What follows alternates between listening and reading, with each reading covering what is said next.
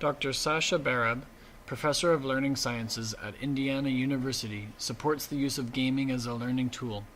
As principal investigator of the Atlantis Remix Project, an online avatar-style video game where students take on the role of hero and explore virtual worlds.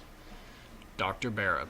I think that teachers are in a really hard space, and what teachers need to start doing is advocating for themselves, advocating to parents that there is, in addition to the print-based literacies, other kinds of literacy that we need to be educating our kids in. And if we don't get parents on board, if we don't get administrators on boards to appreciating that this new media literacy is what's going to be determining these kids' future, not their ability to, remember historical facts or to recite the definition of erosion on a test, but actually start getting kids to integrate literacy or different disciplinary understandings to solve meaningful problems. Getting information, memorizing facts, it's no longer a part of our current process. I can grab my iPhone and within 5 seconds I can get you more than you remember probably in your entire high school career, of whether it's English, social studies, whatever content it is. So I think teachers need to become advocates for their own selves and for what kids are doing outside of schools. As long as teachers stay out of the game, we're going to have a real problem in our hands, and we're going to really miss an opportunity to transform schools, and we're going to see dropout rates like we see in Chicago, where you have up to 50% dropout rates, which is just unfathomable in this country. It's just totally unreasonable, and there has to be a point when we say, you know what, it's not all those kids that's the problem. It's the way that we're thinking about school. It's the way that we're using textbooks. It's the resources that we're giving kids. And then ultimately, it's the kinds of things that we're allowing kids to do. And as long as they don't care about those kinds of things, then we're going to lose more kids in our educational system. When we look at how kids are being positioned to engage, to tinker with, to explore, to represent themselves, to pursue their passions with these new media technology tools, and then we look at how disciplinary content of school is being positioned, we have a real disconnect, and we wonder why when kids leave school they run home, jump in these new media where they have agency, they have consequentiality, they have people taking up what they're doing, they have a legitimate role. While I believe video games are not the solution, I would argue that they could be part of a solution. My personal stance is reflected in the words of Dr. Nancy Turner, who states, "Digital media is another tool that can be used. You can't just rely on the digital tools. You can't just live in a virtual world. Digital characters can get their interest, but they will need to get out there and meet the teachers and the people with the knowledge. Go to those places and find some way to connect directly with all of those things. Digital storytelling can help lure out our youth to the forests and the land to make those connections."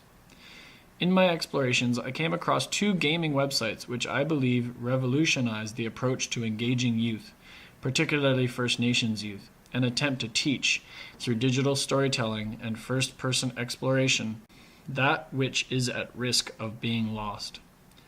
The 2 sites are Path of the Elders and the Inuit Kwajimajit Tukanjit Adventure website.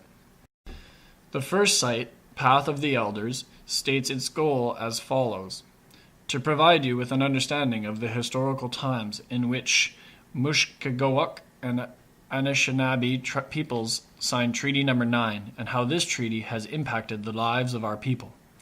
The site itself is a combination of essay, photo gallery, video gallery, audio gallery, and first-person video game. Path of the Elders even has teachers' resources across grades 4 to 10 connecting the game content to learning outcomes. Let's have a look at the introduction to playing the game. My name is Munias. I was a chief of the Fort Hope Band of Anishinaabe First Nations people when I signed Treaty 9 in 1905. At that time, our people were poor and weak. Many of us were sick from the diseases brought by the Europeans. The fur trade had wiped out most of the animals we relied on for food and clothing. We needed food. We needed medicine. We had to turn to the government for help. So the government offered to help, but said we had to sign their treaty first. All my life I have had to earn my way. It seemed strange that by signing the treaty, we would receive gifts and money from the government without having to give anything in return. Now, so many years later, we know that our land was taken from us and their laws were forced upon us. Without our own laws, we do not have a say in how our children are educated. We do not benefit from the richness of our lands, and we may disappear as a people. I will send you on a quest.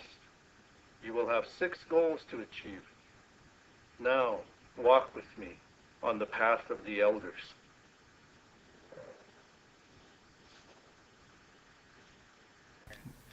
In Path of the Elders, you and your avatar are a member of the First Nations community. Responsibility has been placed squarely on you, the hero, to learn the traditional ways in order to fulfill the prophecy and win by achieving self-governance. Quests in the game vary from hunting moose, to paddling canoes, to watching videos describing the ways of the past. There is limited guidance. The onus is on the player to discover through trial and error which way to go and what path to follow first, second, and so on. On the second site, the Inuit Kwajimajitukanjit adventure website, is an interactive movie where you must explore rooms and go on video quests. As you successfully complete each adventure and the computer games within the movie, you are rewarded with a stone to build your very own Inuksuk, like those out on the Arctic tundra which have guided Inuit for thousands of years. Your Inuksuk will symbolize your ability by the end of the movie to use IQ to navigate your way through life. The game immerses the player within 5 distinct scenarios, building on the virtues, environmental stewardship, justice, learning by doing, and sustainable community. Let's look at the introduction to this interactive movie.